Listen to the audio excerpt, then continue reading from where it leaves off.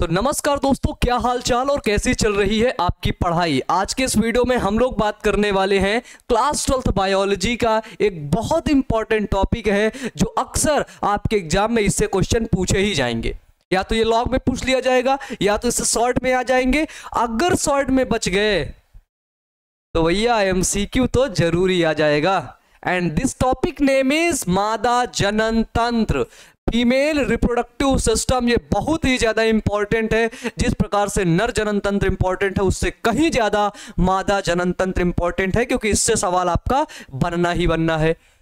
और आपको बता दें कि यदि आप female reproductive system, male reproductive system पूरा चैप्टर ह्यूमन रिप्रोडक्शन नहीं पढ़े हैं तो आप लोग फटाफट से जुड़ जाइएगा target board 12th YouTube channel पर। वहीं पर आप सभी लोगों को पढ़ाया जाता है। प्यारे बच्चों, फटाफट से इस क्लास को लाइक कर दीजिएगा और अपने दोस्तों के पास शेयर कर दीजिएगा। तो चलिए आज की क्लास को हम लोग स्टार्ट करते हैं, जिसका नाम है मादा जनन तंत्र। अगर हम बात करें मादा जनन तंत्र तो यहां से आपके एग्जाम में एक इमेज बनाने को पूछा जाएगा, ठीक है। या तो आपसे जो है विस्तृत वर्णन के लिए बोला जाएगा कि मादा जनन तंत्र का विस्तृत वर्णन करो, ठीक है। विस्तृत वर्णन, एक्सप्लेन करो भाई ये क्या होता है। या तो फिर मादा जनन तंत्र का आपको आएगा कि इसका चित्र बनाओ, ठीक है। चित्र सहित व्याख्या करो आएगा, जिसको बोलते हैं सचित्र वर्णन करो, लॉन्ग क्वेश्चन में आएगा। तो प्यारे बच्चों, अगर हम चित्र बनाए तो बिल्कुल सिंपल इसका इमेज है, ठीक है। यदि हम मादा जनन तंत्र के बारे में थोड़ा सा जान ले, क्या जान ले, मादा जनन तंत्र, ठीक है। तो हमें पता चल गया कि जो मादा जनन तंत्र होता है वो कहां पर पाया जाता है, मादा में, फीमेल में। बिल्कुल सही भाई, ठीक है। मादा जनन तंत्र का प्राथमिक जनन अंग क्या होता है, ठीक है। प्राथमिक जनन अंग क्या होता है, जिसको हम लोग बोलते हैं प्राइमरी रिप्रोडक्टिव ऑर्गन क्या होता है। तो अगर हम बात करते हैं तो मादा जनन तंत्र का प्राथमिक जनन अंग उसको बोलते हैं बच्चों अंडाशय। क्या बोलते हैं? अंडाशय, जिसको बोलते हैं ओवरी। देखो एक चीज और, प्राथमिक जनन अंग हम उसको ही बोलेंगे जहां पर युग्मक का निर्माण हो, ठीक है। जहां पर क्या हो बच्चे? युग्मक का निर्माण हो, ठीक है। उसको हम लोग बोलेंगे प्राथमिक जनन अंग, ठीक है। इसके बाद जितने भी जनन अंग बचते हैं, ठीक है, इसके बाद जितने भी जनन अंग बचते हैं वो आते हैं आपके द्वितीयक जनन अंग में, या फिर इनको बोलते हैं सहायक जनन अंग, ठीक है। जैसे आपका आ गया अंडवाहिनी, ठीक है, अंडवाहिनी, गर्भाशय, है ना, गर्भाशय ग्रीवा, और आपका आ गया योनि। ये सब किसके अंदर आते हैं? ये सब आते हैं द्वितीयक जनन अंग के अंदर, और इस द्वितीयक जनन अंग को सहायक जनन अंग भी कहते हैं, ठीक है। ये भी कंफ्यूज मत होना, क्योंकि ये कंफ्यूजन क्रिएट कर देता है, ठीक है। ये कंफ्यूजन क्रिएट कर देगा। और प्राथमिक जनन अंग, ये जो प्राथमिक जनन अंग है ना, ठीक है, इसको कभी कभी मुख्य जनन अंग भी कहते हैं, ठीक है। या तो आपसे पूछे कि बताओ मादा का मुख्य जनन अंग कौन है, आपको जवाब देना है अंडाशय। प्राथमिक जनन अंग कौन है, क्या जवाब देना है? फिर भी देना है अंडाशय। द्वितीयक जनन अंग अंडवाहिनी है या नहीं, बोलोगे है। सहायक जनन अंग अंडवाहिनी है या नहीं, बोलोगे है, क्योंकि द्वितीयक और सहायक एक ही है भाई, है ना, एक ही है। ये कॉन्सेप्ट क्लियर, ठीक है। देखो स्लाइड में भी कुछ ऐसा ही लिखा होगा, किसी उस प्रकार से ही लिखा होगा। क्या लिखा होगा? ध्यान से देखिए कि मादा का मुख्य जनन अंग कौन सा है, वो है अंडाशय, ओवरी। अंडाशय एक जोड़ी पाया जाता है, कितना? एक जोड़ी अंडाशय पाया जाता है, ठीक है। इसके बाद मादा का सहायक जनन अंग कौन है, ठीक है। फीमेल का एसेसरी, जिसको बोलते हैं सेकेंडरी रिप्रोडक्टिव ऑर्गन, या फिर एसेसरी रिप्रोडक्टिव ऑर्गन कौन सा है? अंडवाहिनी, जिसको बोलते हैं ओविडक्ट। इसी ओविडक्ट को फैलोपियन नलिका के नाम से जानते हैं। फिर है आपका यूट्रस, फिर है आपका गर्भाशय ग्रीवा, जिसको बोलते हैं सर्विक्स, और इसके बाद आता है योनि, ठीक है। ये सब आते हैं आपके सहायक जनन अंग के अंदर, ठीक है।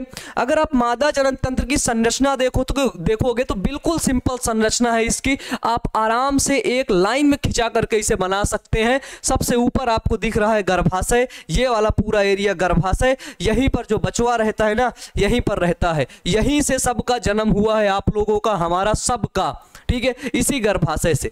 ये देखिए प्यारे बच्चों, यहाँ पर एक अंडाशय ये दिख रही है, एक अंडाशय ये, तो अंडाशय कितनी होती है बच्चों, एक जोड़ी, 1 पेयर ओवरी पाई जाती है।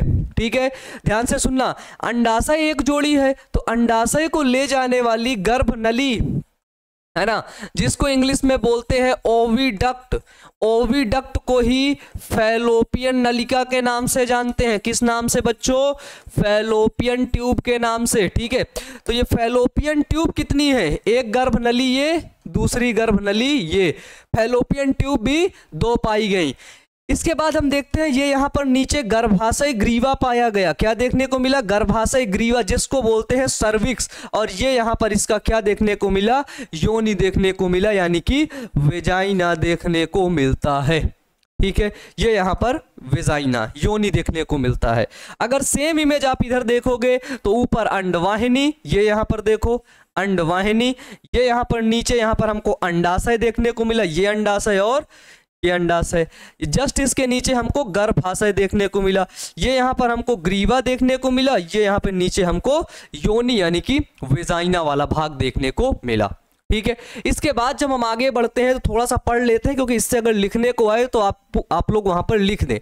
आपको पता चल गया कि अंडाशय 2 पाई जाती है और अंडाशय मादा का मुख्य जनन अंग होता है। भाई क्लियर है ना, क्लियर है, इतना टॉपिक क्लियर है, फटाफट से कमेंट बॉक्स में कमेंट करके बताओ कि यस सर क्रिस्टल क्लियर है। ठीक है, देखो अंडाशय क्या होती है, तो अंडाशय स्त्री का प्राथमिक व मुख्य लैंगिक जनन अंग है, जो स्त्री युग्मक यानी कि ओवम, अंडाणु और स्टेरॉइड हार्मोन्स का उत्पादन करते हैं।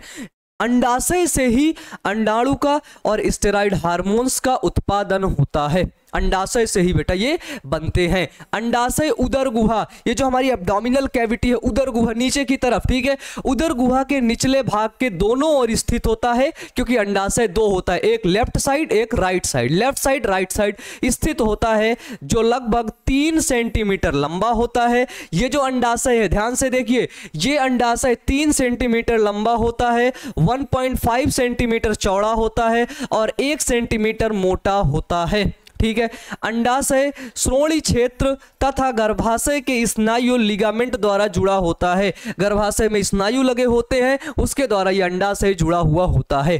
ठीक है, इसके बाद अगर हम लोग देखें बिल्कुल सिंपल सी बात, तो अंडाशय की आंतरिक संरचना अगर देखें, ठीक है, कि ये जो अंडाशय हम लोग देख रहे हैं इसका इंटरनल स्ट्रक्चर क्या है, तो इसके बाहर की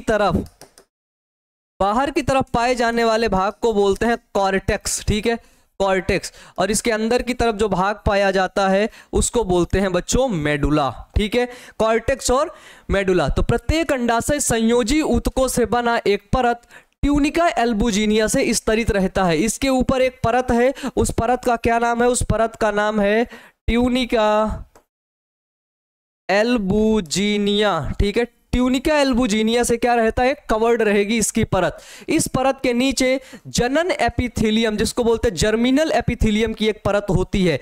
इस परत की नीचे वाली परत को क्या बोलते हैं, इसको बोलते हैं बच्चों हम जर्मिनल एपिथेलियम। ठीक है, जर्मिनल एपिथेलियम की एक परत होती है, इसकी कोशिका से अंडाणु विकसित होती है।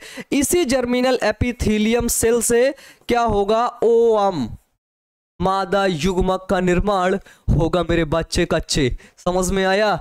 ठीक है, अंडाशय के अंदर वाले भाग को पीठिका यानी कि स्ट्रोमा कहते हैं, जिसके 2 भाग है। जो अंदर का भाग होगा मेन उसको स्ट्रोमा बोलेंगे, उसके 2 भाग होते हैं कॉर्टेक्स और मेडुला। ठीक है, जनन एपिथेलियम में कई प्रकार के स्ट्रोमा में जाकर पुटिक यानी कि फॉलिकल का निर्माण होता है, कई प्रकार के पुटक बनते हैं वहां पे। इसका सिंपल से अगर आप समझे तो यहां से आपको पूरा समझ में आ जाएगा। पहले बनता है germinal epithelium. Germinal epithelium grow करके बनाता है प्राइमरी फॉलिकल। प्राइमरी फॉलिकल ही ग्रो करके ग्रोइंग फॉलिकल बनाता है, और ग्रोइंग फॉलिकल आगे जाकर के ग्राफियन फॉलिकल बनाता है। और जब बच्चों ये ग्राफियन फॉलिकल बन जाता है तो ये आपका ओव्यूलेशन करता है। ओव्यूलेशन मतलब अंडोत्सर्ग, अंडे का शरीर से बाहर निकलना, और उसके बाद क्या होगा, उसके बाद एग सेल रिलीज हो जाएगी, अंड कोशिका क्या होगी बाबू, निकल जाएगी। मेरे बच्चे क्लियर है? फटाफट से कमेंट बॉक्स में कमेंट करके बताओ क्लियर है, जल्दी से बताओ। अंडोत्सर्ग क्या होता है, ओव्यूलेशन क्या होता है, आपसे 2 नंबर में आ जाएगा क्वेश्चन। ठीक है, अंडोत्सर्ग क्या होता है। अब अगर आपसे कहीं क्वेश्चन में पूछा कि अंडाणु का निर्माण कहां से होता है, तो आप कमेंट बॉक्स में कमेंट करके बताओ कहां से होता है अंडाणु का निर्माण। फटाफट से जितने बच्चे देख रहे हैं सभी लोग कमेंट करो, ठीक है। अंडाशय से अंडाणुओं के बाहर निकलने की क्रिया को अंडोत्सर्ग कहते हैं, ठीक है। देखो एक मिनट से भी कम समय में मैं मादा जनन तंत्र को बनाए दे रहा हूं, ध्यान से देखिए, ये देखिए, देखिए ध्यान से देखिए, है ना।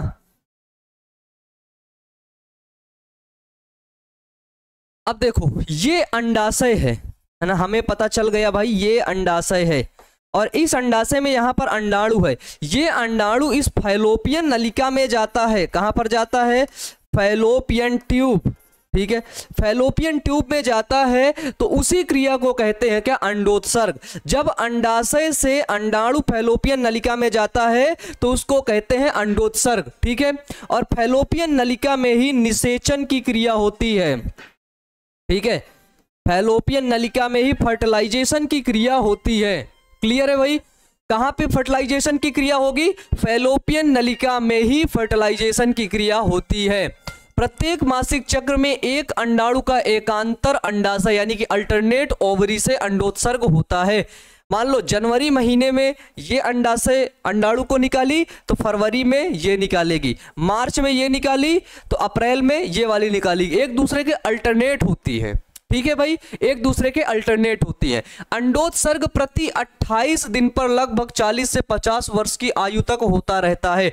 अंडोत्सर्ग 28 दिन का होता है, ठीक है, 28 दिन के अंदर अंडोत्सर्ग कंप्लीट हो जाता है, और ये जो ओव्यूलेशन होता है ये 40 से 50 वर्ष तक की आयु की महिलाओं में होता है, ठीक है। 40 से 50 साल की जो महिलाएं हैं उनमें ही ओव्यूलेशन की क्रिया होती है, उसके बाद बंद हो जाता है। जब अंडोत्सर्ग स्टार्ट होता है तो उसको बोलते हैं मीनार्च, ठीक है, और जब अंडोत्सर्ग बंद होता है उसको बोलते हैं मीनोपास, ठीक है, मीनोपॉज। तो 40 से 50 वर्ष की आयु में जब अंडोत्सर्ग बंद हो जाता है तो उसको बोलते हैं मीनोपॉज हो गया इस जो है औरत को, ठीक है। और लड़की में जब पहली बार अंडोत्सर्ग होता है, पहली बार मेंस्ट्रुअल फ्लूइड बाहर निकलता है, मेंस्ट्रुअल साइकिल चलती है, उसको बोलते हैं मीनार्च, ठीक है। चलो, सहायक जनन अंग में अंडवाहिनी या फैलोपियन नलिका क्या होती है, तो स्त्री में 2 ओविडक्ट और फैलोपियन नलिका होती हैं, 2 होती हैं जो लगभग 12 सेंटीमीटर लंबी होती हैं। अंडवाहिनी की दीवार मांसल होती है और संकुचनशील होती है, उनमें मांस होता है, ठीक है, और संकुचनशील मोटाइल गति करती हुई संकुचित होती है, और भीतरी सतह पर सीलिया होते हैं, छोटे छोटे सीलिया जो अंडाणु को गति कराएंगे, क्योंकि अंडाणु गति नहीं कर सकता, शुक्राणु के पास टेल होती है, पूंछ होती है, अंडाणु के पास नहीं होती, जो अंडाणु को आगे बढ़ने में सहायता करता है। प्रत्येक नलिका के शीर्ष का भाग उंगलियों के समान झालर बनाता है जिसे फिम्बरी कहते हैं, ठीक है, जो अंडाशय से अंडाणु को बाहर निकलता है और फिम्बरी की सहायता से अंडाणु को पकड़ अंडाशय अंडवाहिनी में पहुंचाता है। फिम्बरी क्या है बच्चों, देखो ये है फैलोपियन ट्यूब, ये देखो ध्यान से देखना, ये है आपका ओवरी, क्या है बच्चों, ओवरी, ये क्या है, यही है आपकी फिम्बरी झालर, ठीक है, फिम्बरी, ये क्या है, ये है आपकी फैलोपियन ट्यूब, है ना, फैलोपियन ट्यूब, फैलोपियन नलिका जिसको बोलते हैं, ठीक है, ये हुआ ओवरी, फिम्बरी, फैलोपियन ट्यूब, ठीक है। तो यहां से जब अंडाणु बना तो ये फिम्बरी के द्वारा ही इसको अंदर कर लेगा, घसीट लेगा, ऐसे फिंगर लाइक स्ट्रक्चर ऐसे, तो ये फिम्बरी है, फिम्बरी अंडाणु को ले लेगा और यहां पर डाल देगा।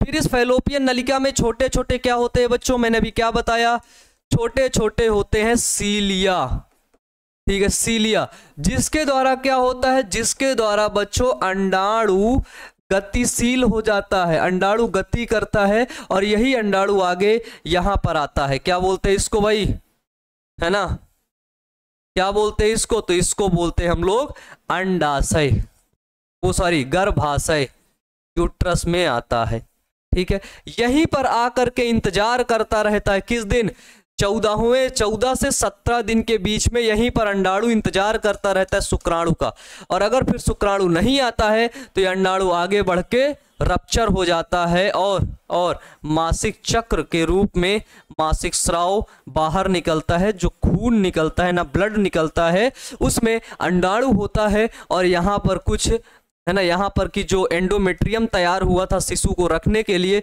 उसके कुछ जो है वॉल की कुछ लेयर्स होती हैं, वो डिसॉल्व होकर के फट करके बाहर निकलती हैं। ठीक है, इसके बाद हम यदि बात करें तो प्रत्येक जो अंडवाहिनी होता है, जो फैलोपियन ट्यूब होता है, उसके 3 भाग होते हैं। पहला इनफंडिबुलम, एम्पुला और इस्थमस। पहला जिसको बोलते हैं कीपक, दूसरा तुम्बिका, तीसरा संकीर्ण पथ। यहां पे अगर आप ध्यान से देखेंगे तो आपको सब समझ में आएगा। जो अंडाशय के पास वाला भाग है, जो फिम्बरी के पास में जो भाग है, उसको बोलते हैं बेटा इनफंडिबुलम। क्या बोलते हैं? उसको बोलेंगे हम इनफंडिबुलम। ठीक है, इसके बाद जो इनफंडिबुलम के आगे वाला पार्ट है उसको बोलेंगे एम्पुला। एम्पुला के आगे जो गर्भाशय से टच सटा हुआ पार्ट है उसको बोलेंगे इस्थमस। ठीक है, तो भाई एग्जैक्ट निषेचन कहां पर होता है? तो निषेचन एम्पुला और इस्थमस के बीच में होता है, इसको बोलते हैं एम्पुलरी इस्थमस जंक्शन। नीट में आया हुआ क्वेश्चन है कि फैलोपियन ट्यूब में निषेचन किस स्थान पर होता है, तो आपको जवाब देना है कि एम्पुला और इस्थमस के बीच में, यानी कि एम्पुलरी इस्थमस जंक्शन में होता है। क्लियर है भाई? यहां तक क्लियर? बता दो भाई, फटाफट से कमेंट बॉक्स में कमेंट करके बताओ। कसम है तुमको मेरी, कमेंट नहीं करोगे ना तो सोच लेना भूल जाओगे सब। जल्दी से बता दो। गर्भाशय जिसको बोलते हैं क्या? सहायक जनन अंग। गर्भाशय क्या होता है? देखो तो मादा में गर्भाशय केवल एक होता है। गर्भाशय ये है यूट्रस जिसको आप लोग देख रहे हैं, ये यूट्रस सिर्फ और सिर्फ एक है। ठीक है, इसे बच्चेदानी भी कहते हैं। गर्भाशय को ही बच्चेदानी कहते हैं क्योंकि यहीं पर शिशु आराम से लेटा हुआ रहता है। गर्भाशय का आकार उल्टी रखी हुई नाशपाती के जैसा होता है। नाशपाती को उल्टा रख दो, उसका आकार हो जाएगा भाई। ठीक है, यह श्रोणि भित्ति के स्नायुओं द्वारा जुड़ा होता है। यह लगभग 7.5 सेंटीमीटर लंबा और 5 सेंटीमीटर आपका चौड़ा और 3.5 सेंटीमीटर मोटा होता है। गर्भाशय एक पतली ग्रीवा यानी कि सर्विक्स द्वारा योनि में खुलता है। गर्भाशय क्या होता है? एक पतली ग्रीवा, एक सर्विक्स के द्वारा। यहां पर क्या होता है बच्चों? यहां पर होता है सर्विक्स। ठीक है, एक पतली ग्रीवा के द्वारा आगे कहां पर खुलता है?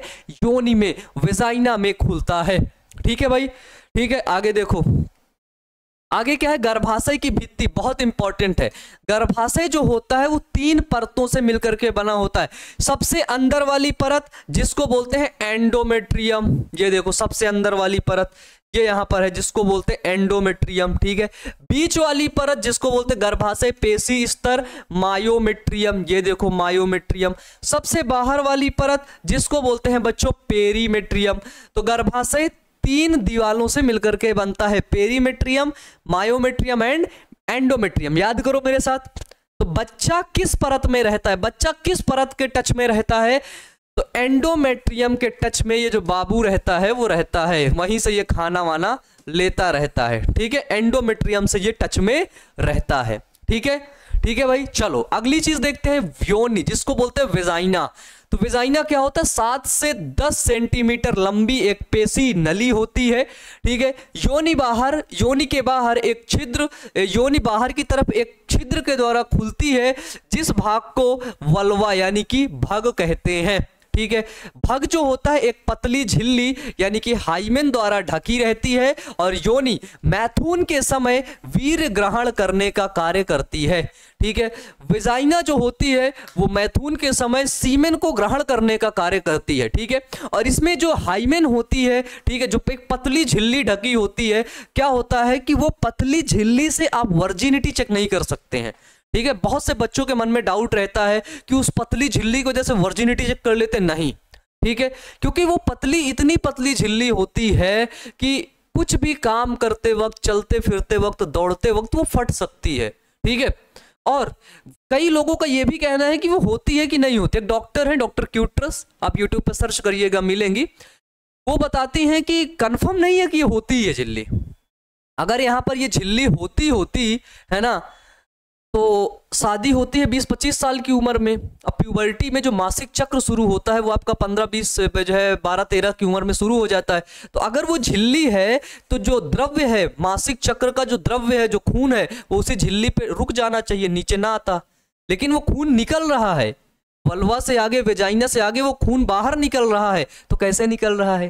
ठीक है, इसलिए इससे वर्जिनिटी चेक नहीं होती, ये कंफर्म कर लीजिएगा। इसके बाद आती है बाह्य जननेंद्री, जिसको बोलते हैं एक्सटर्नल जेनेटाइला। क्या बोलते हैं बच्चों? एक्सटर्नल जेनेटाइला। जो हमको बाहर की तरफ दिखता है, ठीक है, वो होता है एक्सटर्नल जेनेटाइला। ये भी आपका फीमेल रिप्रोडक्टिव सिस्टम का भाग होता है। इसके अंतर्गत आपके जनन सेल, मोन्स प्यूबिस होते हैं। ये ऊपर वाले भाग को हम लोग बोलते हैं मोन्स प्यूबिस, ठीक है। इसके बाद वृहत प्रकोष्ठ, जिसको बोलते हैं लेबिया मेजोरा। ये यहाँ पर जो साइड में जो भाग होता है इसको बोलते हैं लेबिया मेजोरा। इसके बाद होता है लघु प्रकोष्ठ, जिसको बोलते हैं लेबिया माइजोरा। ये यहाँ पर आप देख रहे हैं इसको लेबिया माइनोरा, ठीक है। इसके बाद योनि छिद्र, जिसको बोलते हैं हाइमेन, यहां पर आपको देखने को मिलता है। और भगसेफ यानी कि क्लाइटोरिस आदि, ये सभी चीजें देखने को मिलती हैं बाह्य जननांग में, ठीक है। तो ये संपूर्ण आपका मादा जनन तंत्र आपका खत्म हुआ। प्यारे बच्चों ध्यान से सुनिएगा, ये जो फीमेल रिप्रोडक्टिव सिस्टम अभी आपका खत्म हुआ, मादा जनन तंत्र, यहां से अब एक भी क्वेश्चन आपके एग्जाम में इससे बाहर नहीं पूछा जाएगा, ठीक है, इससे बाहर। और मैं वादा करता हूं आप सभी लोगों से, एक भी क्वेश्चन इससे बाहर नहीं पूछा जाएगा। आप सभी लोग फटाफट से वीडियो को शेयर कर दीजिएगा अपने दोस्तों के पास। और नेक्स्ट वीडियो आपको किस टॉपिक पर चाहिए, जल्दी से कमेंट बॉक्स में कमेंट करके बता दीजिएगा कि सर इस टॉपिक पर नेक्स्ट वीडियो बना के हमको प्रोवाइड करवाइए, ठीक है। तो आप सभी लोग अच्छे से पढ़ते रहिएगा, मेहनत करते रहिएगा, थोड़ा सा मस्ती भी करिएगा, ठीक है। बड़े बुजुर्गों के पास बैठ करके थोड़ा सा उनसे ज्ञान भी लीजिएगा, ठीक है भाई, लेना चाहिए यार, है ना, लेना चाहिए। और मोबाइल में कुछ रील्स वगैरह भी देख करके अपने जीवन को आराम से, आनंदित जीवन को व्यतीत करिए। प्यारे बच्चों, आपसे मिलेंगे नेक्स्ट क्लास में। हमेशा खुश रहना, मस्त रहना। Wish you all the best. Thank you.